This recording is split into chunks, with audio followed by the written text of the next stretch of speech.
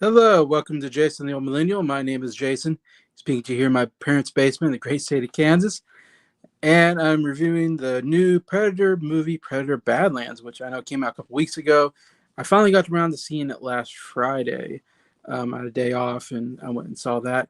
So I'm a little bit late to reviewing this movie, but I've been reviewing it on my channel all the Alien movies, all the Predator movies. So this is the last of that series. So after this, I can now rank all 15 movies that I've seen in the Predator Alien series. Anyway, so yeah, going to Predator Badlands. Um, this is a very interesting Predator movie. I think way different than any other Predator movie I've seen so far. Definitely just feels different, has a different vibe to it.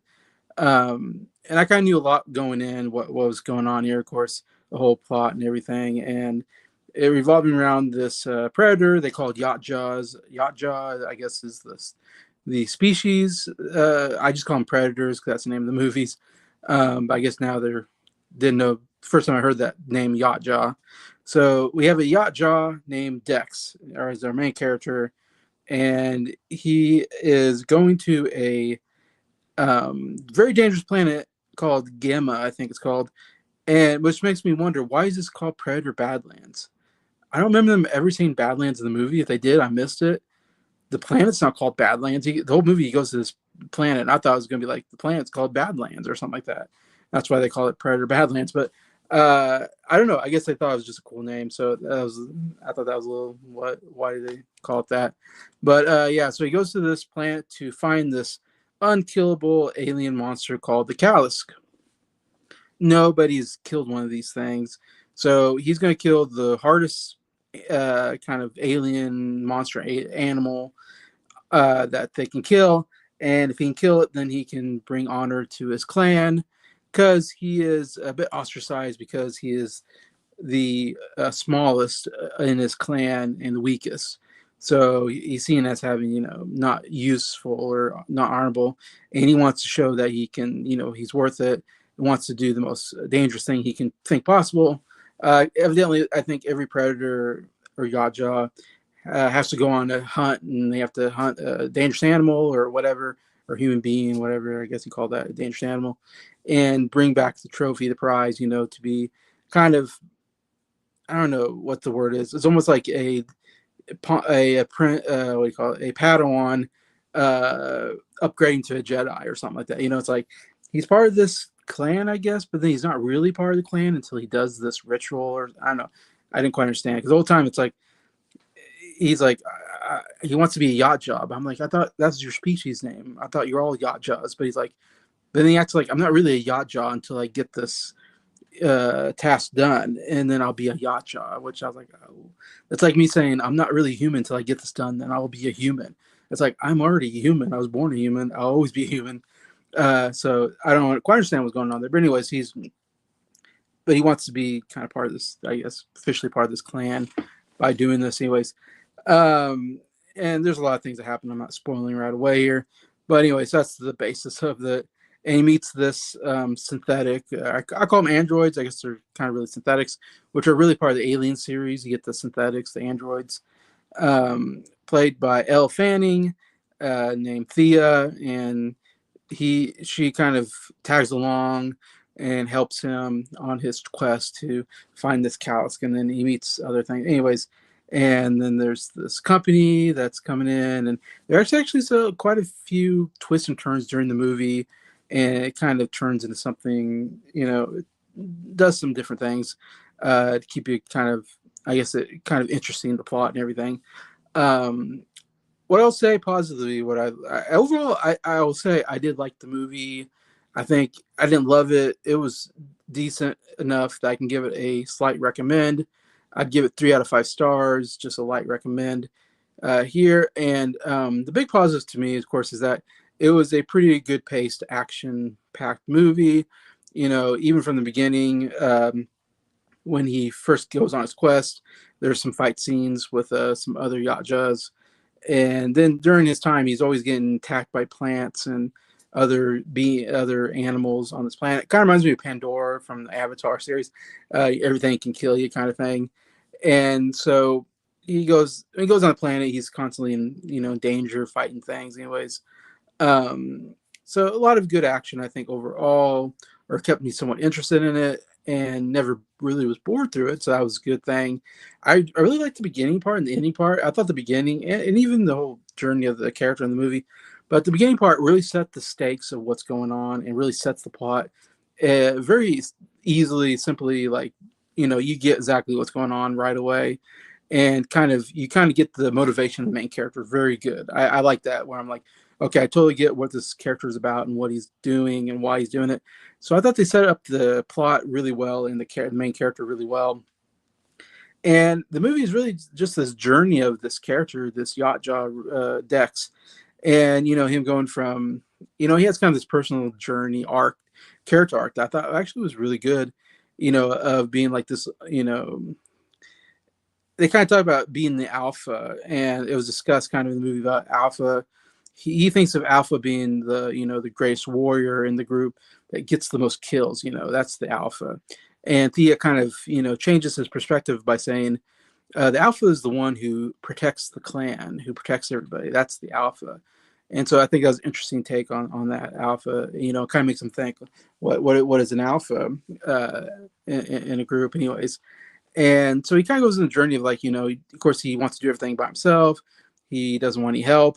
And so he kind of goes on this, where he finally kind of becomes friends with some people, or not people, but creatures, whatever you want to call them. And they kind of help him in, I say him, the Yachtjaw, whatever, helps the Yachtjaw in its quest anyways. And so he kind of learns to accept help, I guess, is kind of part of his journey, his character arc. And then yeah, just he gets this idea of like, yeah, he wants to protect the clan instead of just being the mightiest hero kind of thing or whatever. Anyway, so I actually really liked the journey of the character. I thought it was done very well. And the ending, even I like the ending because he gets off the planet, goes back to his father, and they have a fight scene. I'm spoiling it. I know. I'm sorry. I spoiled the bar, but I thought it was cool the way they ended it and the completion of his journey as a character. Yeah, I thought it was very well done. I was very satisfied with all of that, and that's why I'm giving it a positive because overall I was entertained and enjoyed the story mostly. Now the negatives, why I can't give it a real good score. I give it a slight score, good score. Two things, and they kind of connect each other. But one is this is the worst looking yacht jaw in the Predator series. I've watched all the Predator movies, and this is the worst design for yacht jaw. And we saw in the trailer, and then you watch the movie, it's even worse when you like look at this yacht jaw, whatever. And it looks nothing like, and not nothing, but it looks way different than the other ones in the past. And is not looks doesn't look as cool as the first yacht jaw in the Predator movie back 40 years ago with Arnold Schwarzenegger. When the yacht jaw takes off his mask for the first time, you don't know what the alien looks like, and he takes it off, and he's got those four pinchers that like whiten when he screams. Oh my gosh, it looks so cool. And even his skin looked real. I mean, the makeup work was amazing. Like you were like, wow, that looks so awesome, and looked very frightening. This alien, his face had a very ugly, frightening look to it. That you're like, yeah, that would scare me and be my nightmares. And so yeah, that was so cool when you first see the Oddjob's face and go, holy cow, that's some great special or great makeup work and practical effects and all this. And you get to this, and the Oddjaw Dex and is kind of this, I say, kind of a brownish reddish skin color, which they never been. Yachtjaws have never been that color. I'm not sure what color their skin is, but it's not orange or reddish brown anyways. And so his skin is reddish brown, which I thought was like, okay, why are we doing this? Why are we making it look way different than the other ones? And maybe, I don't know if this is ever explained, maybe someone can say like, well, this is a different like tribe that was different than the other yacht jaws from other movies, or that it's like, in any society, depending on where you live, you have different skin color and culture and all that. Okay, maybe that's true. I don't know. I never thought that much about the lore of the yacht jaws and that they're different. All I know is all the yacht jaws I've seen in every movie kind of look the same, except for this one looks vastly different than all the other yacht jaws, and just not as impressive. One of the things is it looked like a rubber suit. Like it looked like I don't know. I'm not an expert at these things. Just my thoughts, speculation is that it looked like they put a stunt guy in a rubber reddish brown rubber suit, and when you got close up, it just looked like rubber. It didn't look like real skin. It just didn't. The character didn't look real to me at all. And so I'm pretty sure it was like a rubber suit that the guy put on. And then the face was all CGI. That had to be all CGI. It didn't look real at all. The face never looked real.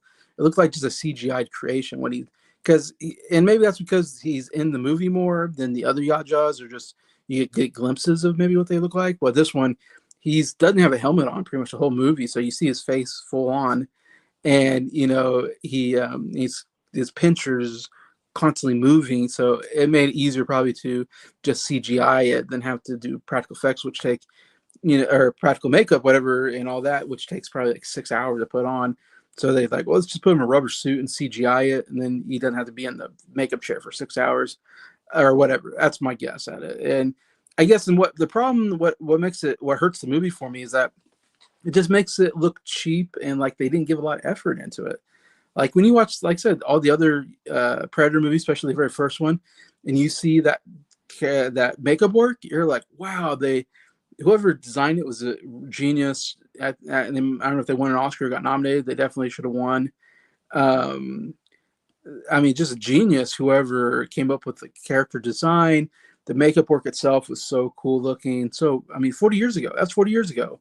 And you say in 40 years, we should be getting better at making the yacht jaw look more real. But instead of making the yacht jaw look more real, we've made it look less real to me. It's the least real looking yacht jaw in the series. And the fact that we have the technology, we should make it better. That means they just didn't give much effort into it. And so that hurts the movie to me to go, I'm looking at it going, wow, you guys just didn't care enough or get enough effort to make this yacht jaw look great. And it's just cheap. You didn't want to spend the money maybe or whatever. So you made a cheap yacht jaw main character, and I don't know. To me, that hurts the movie quite a bit in my score, and why it's not higher is, yeah, I just didn't like that. And the second thing that kind of goes along with it is everything was CGI'd. It was just CGI'd this, CGI'd that. Every alien, of course, they're on alien planets. I understand you have to have a lot of CGI because they aren't real things, but it just looked it didn't look real. It looked so CGI'd. Maybe the worst character for this is he meets this. It looks like a space monkey. I don't know what you want to call it, but this is a totally CGI alien character that he meets, and it kind of goes on his journey with him, and can't talk and all this, and he doesn't really like him or whatever. It's that kind of thing. But it's just, I looked at him and was like, wow, it's just this CGI space monkey. He doesn't look real at all. Never thought it looked real. None of the alien stuff looked real, just all done on a computer. And I don't know why that hurts it for me. Maybe I'm just too old school where I'm like, I hate being that old guy. It's like, oh, they don't do it like back in the old days when it was all practical effects and it looked real. But it's true. When you watch the very first Jurassic Park 30 years ago, 30 some years ago, 32 years ago, and those dinosaurs look real. And that's because they built real animatronic dinosaurs, and those close-ups look like real dinosaurs. It wasn't all CGI'd. Some of it was when they're running, but with the close-ups and a lot of stuff that was going on, it was practical animatronic dinosaurs. So it still works today. I watch that today and go, wow, this still is incredible. Even go back to Lord of the Rings. Lord of the Rings has lots of CGI'd characters. Gollum is a total CGI'd character, but looked really great. It looked real. Like I mean, sorry, I'm stumbling over my words here, but it was not hard to believe that was like a real creature, this Gollum, because of the, I mean, part of it maybe is to make, but I mean, it's a CGI character, but yet, I don't know, how do they do the CGI character and make it look so real that I didn't have a problem? And even other things like orcs and Uruk-hais, they had all these CGI characters in the original trilogy that, I don't know, it still looked really great. Like they knew how to do it. And why are that was a while ago. That's 20 years, some years ago. Why are you telling me now they can't make it real like they did back 20 some years ago? Why is it looking worse? Why are we digressing in CGI work and all the special effects? Why does it feel like it's getting worse and not better? I just don't get it. And that's what, again, takes me out of the movie. I'm watching, I'm just going, okay, none of this is real. It's all CGI. I just like, I can't really get into the movie. Unlike Lord of the Rings, I know it's CGI'd, but yet I feel like they look real. And I'm like really invested in what's going on. And I had a hard time getting invested sometimes in what was going on because of all the CGI. And I guess, and also talk about uh, so he meets a space monkey. I'm gonna call it space monkey. I don't want to. You call him Bud, I think. So Bud, he he's a very cutesy character. They made him so he's kind of cute, and there's some funny things between the Predator or between Dex and this, and Bud, and there's a lot of cutesy comedy, I would call it, kind of like you see in a Disney movie. And I have a problem with that only because this is a Predator movie. Like, we're not supposed to have cutesy um, uh, comedy in it. You're not supposed to have, really not supposed to have a lot of comedy in Predator movies or Alien movies. You don't really see a lot of comedy in those movies because they're supposed to be very intense. You're supposed to be on the edge of your seat. It's supposed to be thrilling. It's supposed to be horrifying at times. It's a horror thriller type series, and Predator is more of an action, maybe sci-fi action, but some intensity, thrills as well. Um, so it really takes away the vibe of the movie. Like I said, this movie has a different vibe than any other Predator movie I've ever seen. I've seen them all, and I think it hurts the movie because I'm like even the part where it's like, well, okay, that's kind of funny. That's the thing that they would do like in a Disney Star Wars movie, and I'm like, I would chuckle at it, except that I'm watching a Predator movie, and there shouldn't be these cutesy comedy scenes. Like, it just shouldn't happen. It just takes away from any thrills of the movie where I'm like, okay, now we're doing these cutesy thing. I keep saying cutesy, I'm sorry, but that's the best way I can explain it. Is animals supposed to be cute and funny because he's cute, like they did in Jurassic World Rebirth. They met some tiny dinosaur that follows this family around, and it was there just to be cute, and I know this because when I talk to women that seen like Jurassic World Rebirth, they're like, "Oh, my favorite character was the cute dinosaur," and I go, "Oh, of course it was. Women love the cute dinosaur." So this is probably the same thing. It's like, we're going to give you a cute character, so the women will like this cute character.